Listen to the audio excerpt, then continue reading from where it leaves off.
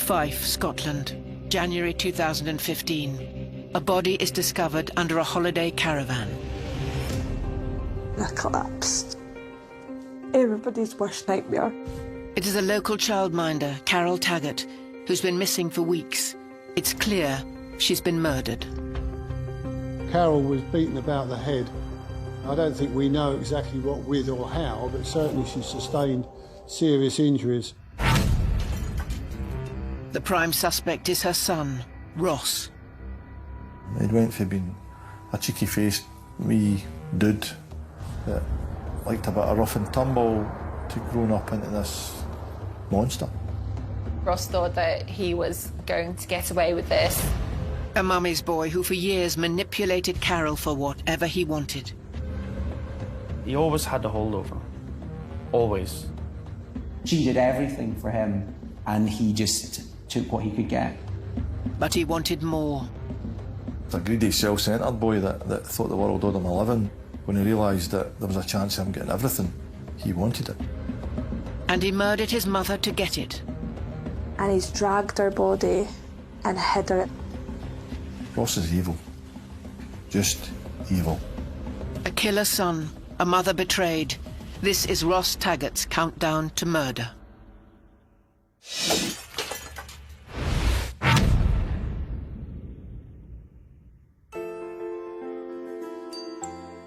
Carol Taggart was a single mum of 2 when she met her partner, Sean, over Christmas in 1986.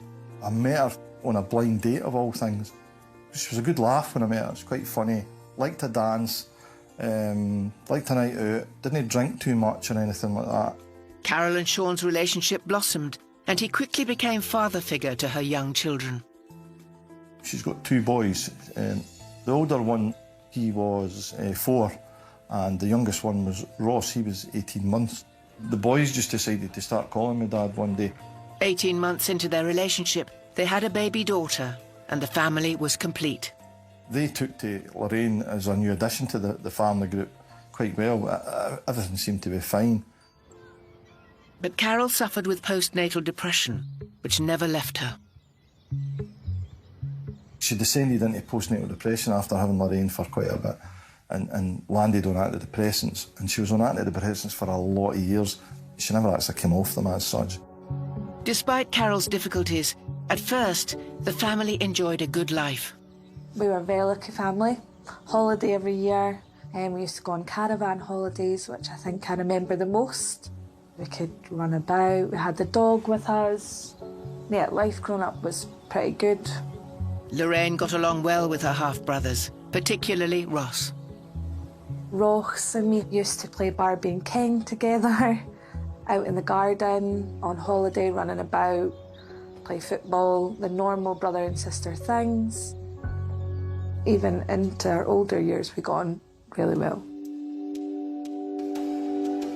Despite her health problems, Carol worked hard to support the family, developing her 12 years' experience in childminding into a successful nursery business. She was quite switched on and quite a driven type of person. She had her childminding business going through the other half of the house, but that didn't encroach on the main house. Shortly after Carol's ex-husband and Ross and his brother's father died in an accident, the boys' behaviour started to change. There was things they were doing and getting away with and that I normally would never let them away with. There was stuff going missing for this on a regular basis. Food, sweeties, any sort of discipline I tried to exert on the family was getting tore down by Carol because she felt I was singling them out. Carol avoided punishing the boys and instead lavished praise and affection, particularly on Ross. I think she developed a massive amount of guilt, and I think that perhaps that's why she sort of favoured Ross. She must have known he was a bad egg. She must have known, because everybody else could see it. When Carol took Lorraine away to dance contests, she'd be overwhelmed with guilt for leaving Ross behind. Most of the time, Ross would be spending weekends with myself because they would be away at dance competitions and the like. So there was this over-gushing point of view for his mum because she hadn't seen him. when she sort of came home. Carol's mollycoddling of Ross seemed to make his behaviour worse. There was money starting to walk and just a variety of things. And it wasn't a lot, but I was walking and you think, it's not very good to us. But his mum was sort of letting things slide, and it was becoming more and more lax. Carol struggled to assert boundaries. She maybe didn't know how to manage some of his behaviours. And in not knowing, there was no consequences for Ross. And once a child is able to do that, that sense of entitlement sort of starts to develop. Sean encouraged teenage Ross to get a part-time job so he could earn his own money rather than stealing. But it didn't work. He got a job in the West End of Princess Street, which is a lucrative shop. It's a busy, busy place. And he was stealing for there and he got asked to resign. He was stealing from every job he had. It got to a point that's why he was getting sacked. I didn't understand why when we had a beautiful house, holidays. He liked nice things, but we always got nice things, so I didn't really understand that. Ross convinced Carol that it was his co-workers who were stealing and that he wasn't to blame. So with Carol, he was lying to manipulate situations to his advantage, and it doesn't appear that there were any consequences to those behaviours. So as far as Ross was concerned, that was acceptable, and if he wanted something, he would just go and take it. Carol took pity on Ross. When he ran out of cash, she would bankroll his lifestyle. He had a checkered employment history, he had financial problems. He saw her as being a source of money. He effectively played on her goodwill for his own benefit. Carol was overly protective of Ross and wouldn't hear any criticism of him. I sort of tried to address it, but it was fluffed off that it didn't really matter. And his mum shot me down in flames. There was a lot of friction between me and his mum. I honestly don't know why she was so protective of Ross. As Ross reached his early 20s, his bad behaviour was becoming increasingly worse. Carol just dismissed that as boys will be boys, which, you know, certainly showed to me that she was really intensely loyal to him. Constantly his mum defended him. And it was unacceptable. It's unacceptable by anybody in a decent society to behave like that. Carol is in denial about the way she's brought up Ross.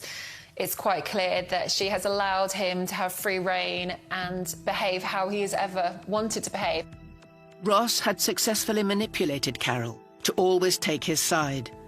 It created such a divide in the household that the family were at breaking point.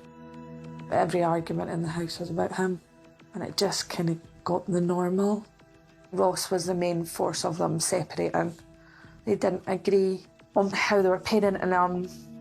By the time we got to 2007, the relationship between myself and Carol did in fact fall apart. And I left the family home. That was really sort of the beginning of the end, I suppose. Ross Taggart's greed and entitlement would reach a point where he would kill to get what he wanted. My mum stood up and he stood up and he then hit her, and hit her a few times. To turn around and kill her so brutally. Ross is evil. Just evil.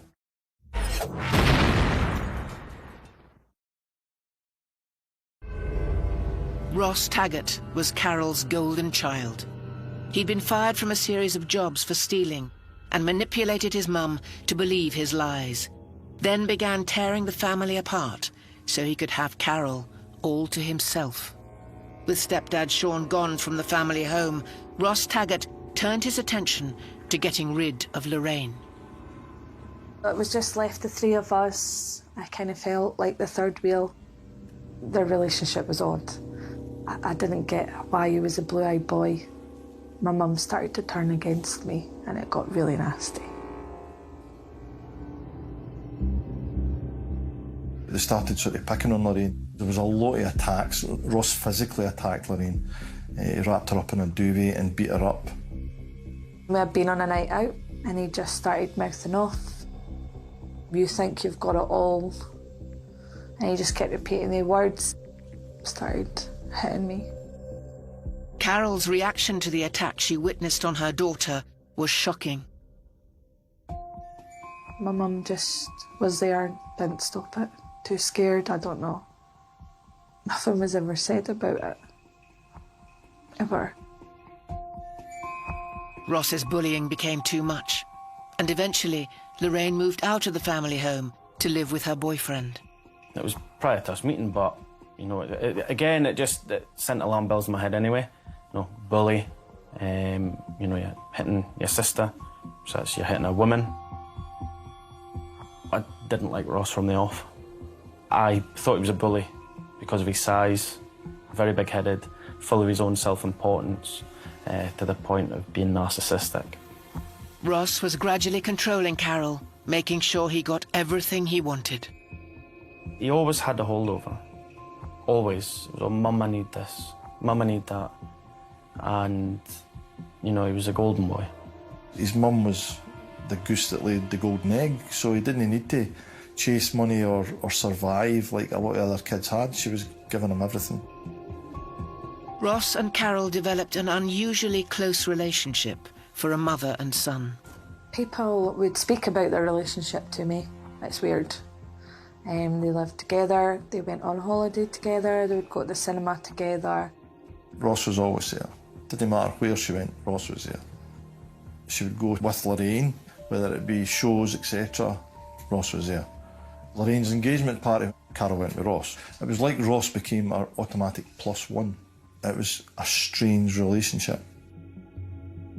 Carol was now all alone at home with Ross, and her mental health was deteriorating. Her mental health issues got worse, and she leaned on Ross because he was feeding into it. He was helping with her medication and stuff at that point. She didn't really want to know, so I was kind of pushed aside. Carol trusted her Ross to take care of her, but he was lying to her about going to work.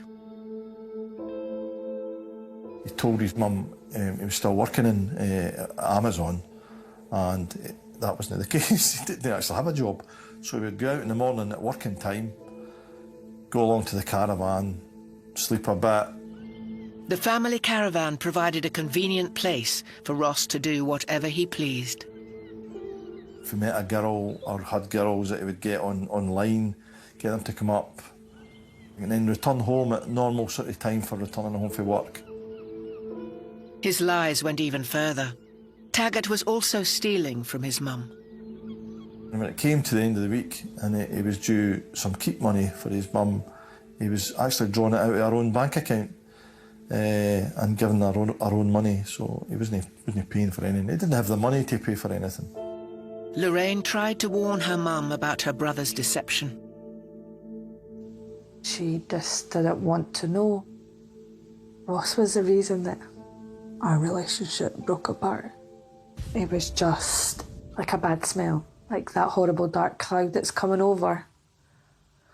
And she would listen to everything he said. Ross's wicked scheming to cut his mum off from the family was successful. She wasn't allowed anywhere without Ross in the end. She had lost herself. I tried to reach out to her, we had spoke on the phone. I wanted to make the relationship better. She made it really difficult. It was like losing my mum. Carol was so loyal to Ross that she rewrote her will, disregarding her other children, to leave her £500,000 estate entirely to Ross. In consideration of the fact that during my illness, Ross has stayed with me and supported me, and in doing so given up a large part of his freedom and activities. She was actually struck down by quite a serious illness that Ross stepped in to become almost her carer. And as a result of that, she started including him very much in her will, but in also other aspects of her life. Ross got very used to being subsidised. I think he got very used to having Carol pay for just about everything. As Carol's health was deteriorating, the family was surprised to learn that she was taking Ross abroad for his 30th birthday.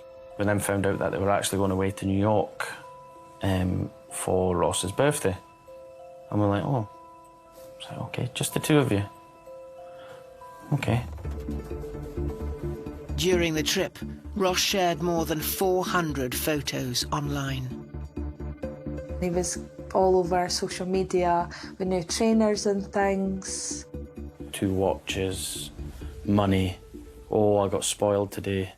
Carol's way of showing affection was to shower Ross with gifts, and possibly this was what Ross became accustomed to over time. It was very much a case of, if I want it, Mummy will get it for me. The family could tell from the New York pictures that Carol was unwell and decided to intervene, but Ross blocked any visitors to the house. I think Ross is manipulative. I think he's selfish. I think he's very calculated. He managed to isolate her. She had no friends, no family around her. She was very frail. He was giving her medication. During her isolation, Carol finally discovered that he had been stealing from her and lying about having a job. He wasn't working. He'd been telling his mum he was working at Amazon, so she found that out. He'd been sitting in the caravan days on end. Ross was enraged at being caught out, but for Carol, this was just the start of learning the truth about her precious son. Slowly but surely, she was coming to terms with the fact that maybe the son she thought she had wasn't the son she actually had. It seems that the trip to New York was an awakening for Carol herself. She was starting to realise that she wasn't doing Ross any favours, and by continuing to fuel his lifestyle, that this was creating an irresponsible man. While nobody knows the true chain of events, it's thought that Carol asked Taggart to move out of the family home. She was like, enough's now, you need to go off and you need to go and find your own place in the world, which would have already added to his rage for her, because she's not spoiling him to the way that he deserves to be treated. This rage is continuing to simmer, it's continuing to build up. Ross was bitter and vengeful that his life of luxury was over. It was the trigger for Taggart to murder his mum.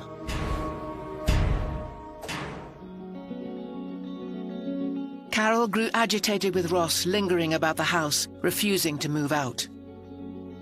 Around about December, she was talking about taking him out of her will, and even sent him a text saying, "You're now sponging off me." Carol sent a text to Ross saying, "Apart from feed me, you do F all. You're nothing but a sponger to me, Ross." She wants to give Ross a clear awakening that actually you can't live your life in this way, and you're going to have to start standing on your own 2 feet. And that left him feeling aggrieved. In a desperate attempt to get Taggart to take some responsibility, Carol played her best and final card. I think Carol, being Carol, our normal threat to the children, it's always been the case, was, "I'll write it in my will. I'll no leave you in. When I die, you'll no get in." The thought of being written out of his mum's will enraged him. It was the countdown for Ross Taggart to murder his mother. The threat of not having the financial support that he'd always had, the idea that he would stand to lose his inheritance, that was something that Ross found difficult to accept. He had a very clear sense of entitlement, and from his perspective, what was hers should be his. On the 21st of December, having been given his marching orders and with his inheritance on the line, Ross was about to snap. That evening, an argument broke out at the home. We can only speculate as to what led to that argument, but it was clearly the culmination of a relationship with his mother where she did everything for him and he just took what he could get. Ross Taggart is at the house with his mother in Dunfermline. There's been a long history of him having financial problems, her helping him out, but they get into an argument and it becomes physical. I think she's confronted him. I think he's lost the plot because he realised that things were going to be changing. I think she was going to put him out on his own, and the goose that laid the golden eggs had dried up. As their argument escalated, Taggart began attacking Carol. My mum stood up and he stood up and he then hit her and hit her a few times. Carol was beaten about the head. I don't think we know exactly what with or how, but certainly she sustained serious injuries. He's done what he was good at, hitting people smaller than him. This time he's went too far.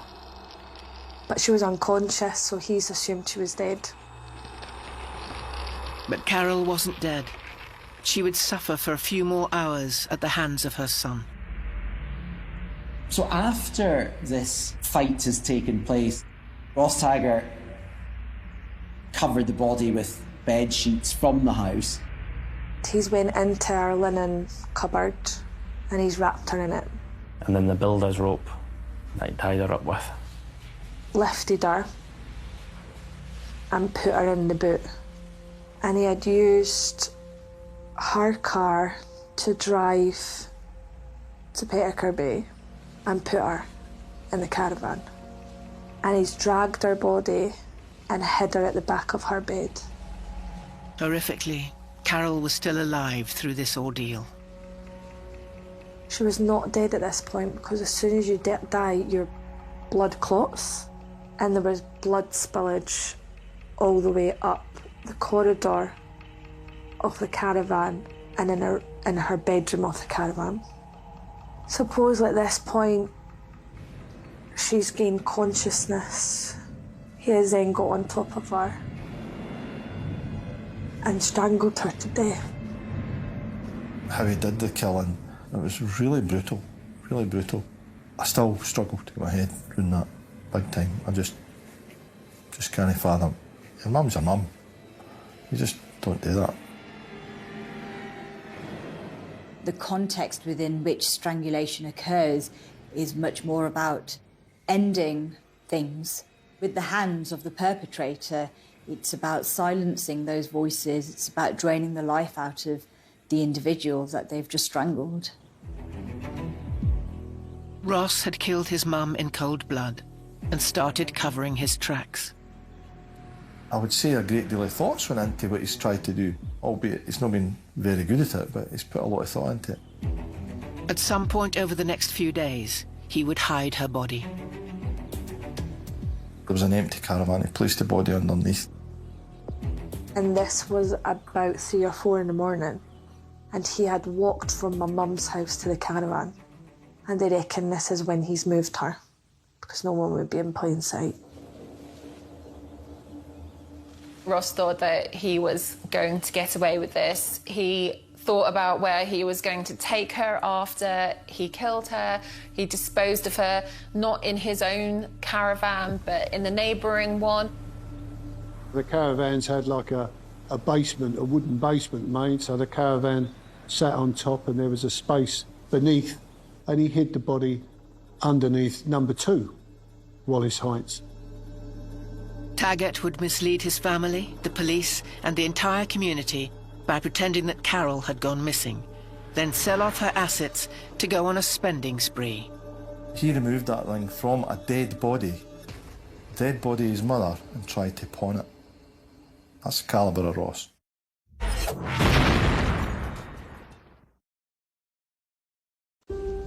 Ross Taggart brutally murdered his mother and then hid her body after she'd threatened to cut him off financially. He then went on with his life as if nothing had happened. He returned home on the Sunday, went to his bed, got up about 1 o'clock, and then left. Hours after murdering his mother, at 3 o'clock that afternoon, he drove to the address of a young woman who he had just met online. We went and met a girl off a dating site. We know he drove there in his mum's car. Went to the girl's house basically for sex after he had done what he'd done to my mum. After his hookup, Taggart took the train to Edinburgh for a night out. This explains the type of person Ross is. Ross went to Edinburgh, bought himself trainers, and he took himself for a meal.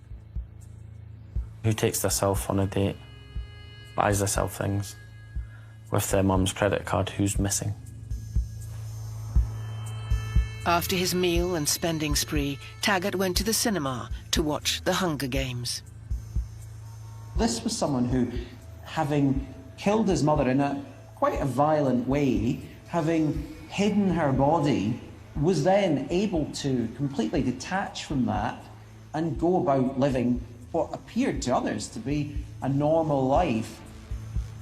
There is clearly no remorse for his actions. He has quite callously murdered his mother and then goes on to start spending her money. It's like a free-for-all.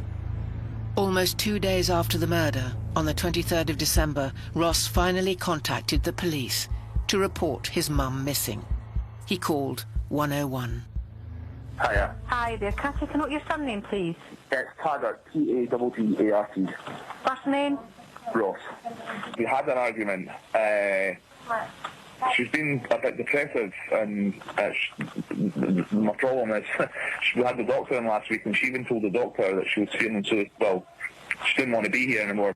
He'd been made to phone the police by one of the nursery workers in the most calm, calculated voice ever. Oh, my mum is missing.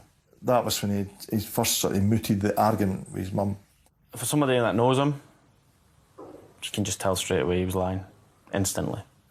He realises that the people are going to miss Carol, and so he started laying a trail of deceit that he hoped would mislead the police. I think the police certainly treated it as a grade 3 missing person because it was a vulnerable person, because she had been unwell, and also because, in fact, she'd had an argument. But nowhere near would you be treating that as a murder. Later that day, Ross called the family to say they'd had an argument and that Carol had left the house.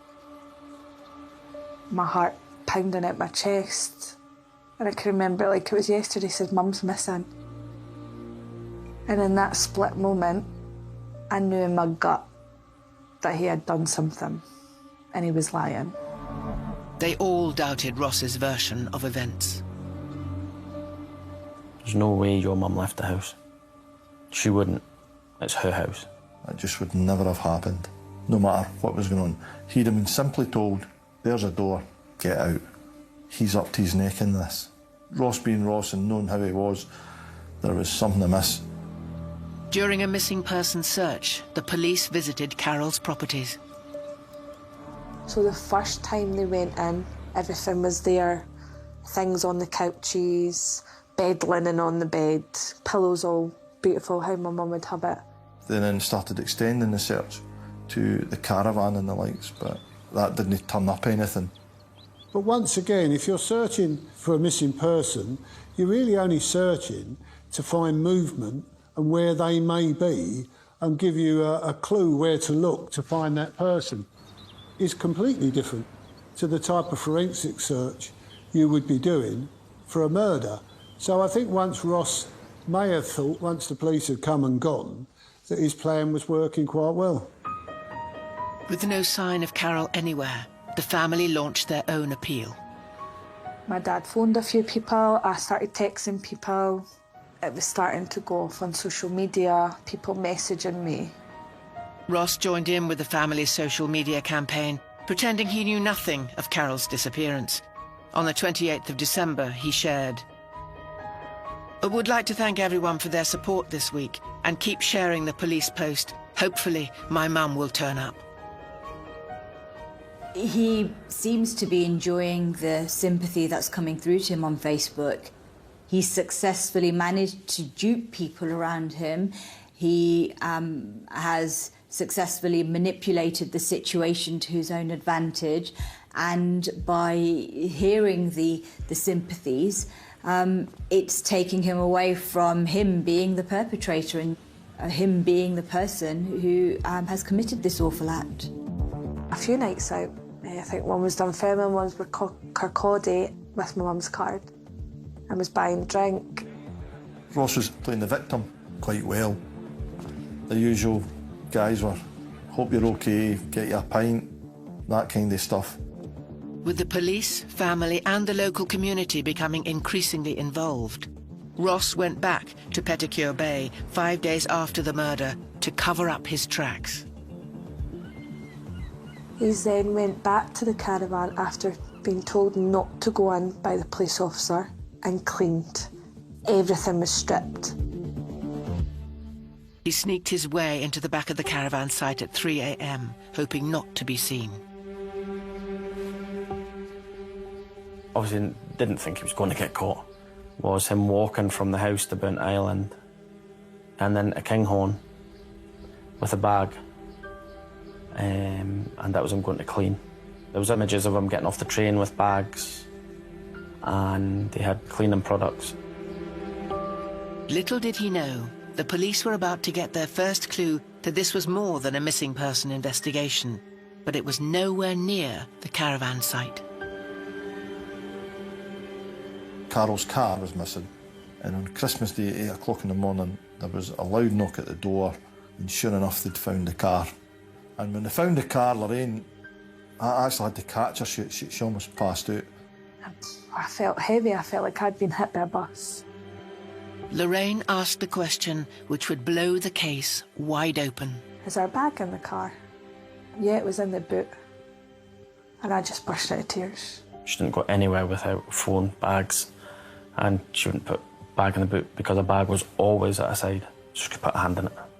My mum would get in the car, she would put her seatbelt on, her phone was in her hand, and her handbag was over her shoulder, so she would reach over and she'd put it behind her. So why was her bag in the boot? I think she realised that something was seriously wrong with her mum, even to the point that she wasn't going to see her again. That was really a difficult day. While the family tried to piece together the clues to Carol's whereabouts, Ross Taggart had begun selling off her assets. He had went to Edinburgh and tried to pawn a watch, which was my granddad's watch, and a ring that was my mum's ring. She wore that every day. Taggart was picked up on CCTV here, attempting to sell the jewellery that he'd stolen from Carol's corpse. He removed that ring from a dead body of his mother, and tried to pawn it. That's the calibre of Ross. Taggart was completely unaware he was one step closer to getting caught. There was a phone call to the police because he tried to pawn a ring, and the person who owned the shop was very suspicious. I think that was the start of his undoing, really. Pawning his mother's property when she was, according to Ross Taggart, a missing person. That's when, you know, maybe the grade 3 missing person started looking like a far more serious crime. By now, the police had their suspicions about Ross. I think the police were getting red flags everywhere about Ross. They were finding that every time they spoke to Ross, he gave them a different version of things. He told them different stories. He was lying. He's always thought himself as quite a clever liar. He's not. You can see through him, he's as transparent as a pane of glass. As the evidence closed in on Ross Taggart, the police took a closer look into Carol's abandoned car. The seat was back. Carol wasn't 6 foot, you know, Carol was small. Why the car had been dumped in this location was a mystery, which would later be revealed in court. One of the things the police discovered when they looked at that car later was that the sat-nav on it had an address in it which turned out to be the address of the woman that Ross had met up with from the dating website. He had been driving that car. The police suspected this was a murder investigation, but they still had to find a body. The forensics team gained access to Carol's home. They had to finally get a warrant, which had to get him out of the house, and they had 24 hours. The police took the house and turned the house inside out. The forensic search was then extended to the Caravan park. They had said they were opening up Petticoat Bay just to take it a little bit further. It was a foregone conclusion as to what was coming. You just didn't really want to tell yourself that.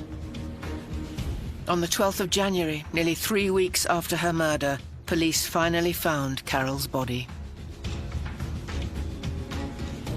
There was that bang on the door.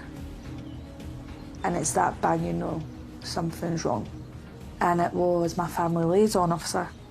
And he just looked at me, and I knew. Just said, I found a body. And I collapsed. Everybody's worst nightmare. They killed my mum and they murdered her in cold blood. The next day, Lorraine and Sean went to the mortuary to identify Carol's body. The brutality of her murder was clear. I hadn't already known that I had battered her. And they said to me, look, we're not going to be able to see the body's face. It was a little tattoo that was on her wrist. And it was a purple rose, which was mine and her favourite colour, and a green leaf. I says, that's my mum.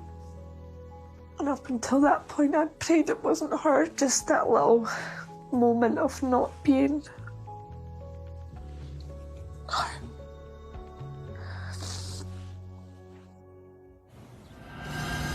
2 days after discovering the body, the police arrested Ross Taggart.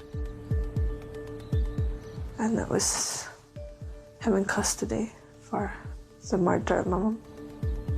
The evidence was enough for Ross to be charged with the murder of his mother. When the police started looking into him and where he'd been, what he'd said, they start to piece together a picture of someone who's covering things up. You add into that the forensics that are found about her blood, about where he'd been, and it starts to build up for them this compelling circumstantial picture that there is really only one logical explanation for.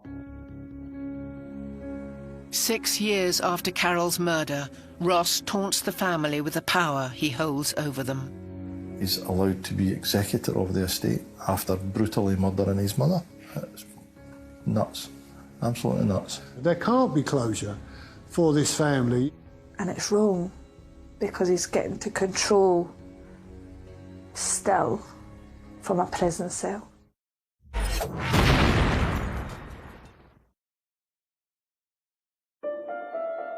Ross Taggart killed his mother in cold blood when she threatened to cut him off financially. He hid her body under a caravan, then went on a spending spree using her credit card. He misled police for 3 weeks, claiming that she was missing, until he was finally caught out. On the 12th of November 2015, nearly a year after Carol's murder, Ross Taggart stood trial at Edinburgh High Court. We attended every day. We were literally sat feet behind them. There was only a big, huge pane of glass. Ross sat there, po-faced. I was the first witness to go in. I had asked not to see him. He could see me, but I couldn't see him. And Stephen came out of the courtroom and he says he laughed the whole time. He was smirking the whole time we were speaking. And that's the kind of person he was. He was so vindictive. I just could not stop staring at him. And he sat there stone-faced, staring forward. Absolutely horrific. Didn't turn around once. Didn't look at us once. Taggart maintained his innocence throughout the trial. Not guilty. He just stuck to not guilty. And they're saying, and they literally asked him, who do you think done it? And he went, don't know. The jury were presented with compelling evidence that Taggart was guilty. Ross stood in the box and waffled, quite frankly. Biggest load of nonsense you've ever heard in your life. Something that the judge brought up in his summing up speech. A number of witnesses are called. Some of the evidence came from more physical things like his mobile phone, from his car, from things that had been found in the house and at the caravan, or forensic work had been done. It was confronted with these things and would come out with answers along the lines of, I can't explain that. I can't explain that isn't an answer. You're being accused of something. Answer the question, but that was his answer. I can't explain that. When it was put to him that one of his answers wasn't very full or helpful, he almost snapped back at the prosecutor, well, it's the best answer you're going to get, which I can't imagine did him very many favours in the eyes of the jury. His behaviour didn't favour well with the jury, who were quick to come back with their verdict. Ross Taggart was guilty of murdering his own mother.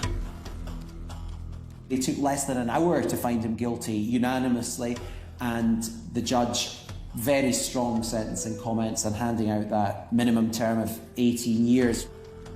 People slowly began to realise how callous Ross had actually been with this whole situation. They sentenced him to life, 25 years, life, and they put an 18-year tariff on it. The sentence, nothing. He'll be younger than Carol when he gets out. Taggart's lack of remorse added to the family's pain. There was no reaction from him. Like, I was staring at him. Like, please react, have some remorse. That's your mum you've murdered. Like, why? And it's like I totally did not know that person in front of me. And it became more and more difficult from our point of view as a family, realising that we'd spent a large part of our life with this boy, and we just didn't recognise him anymore. We just didn't know him anymore. 6 years after the tragic murder, the family are unable to put events behind them, as Taggart remains the executor of Carol's will. He's allowed to be executor of the estate after brutally murdering his mother. It's nuts, absolutely nuts. He murdered his mother in cold blood, hoping to get whatever it was he thought he was going to get. He's still allowed to control her estate, to have say over what happens with her estate. It's wrong, because he's getting to control still from a prison cell. There can't be closure for this family if you're asking the person who's murdered your mum permission to go and collect property that you own from her house. I cannot imagine how adding to the trauma, how awful that must be. The family will never come to terms with how the boy they had known and loved had become the monster that killed his own mother. The woman that's gave birth to you, that woman that's looked after you and changed your nappy and put plasters on your cut knees when you fall and picked you up, all that stuff, to turn around and kill her so brutally. Ross is evil, just evil. It's painful. And you wish it could just be like something you watch on TV. But it's actually my life, and I have to deal with the pain.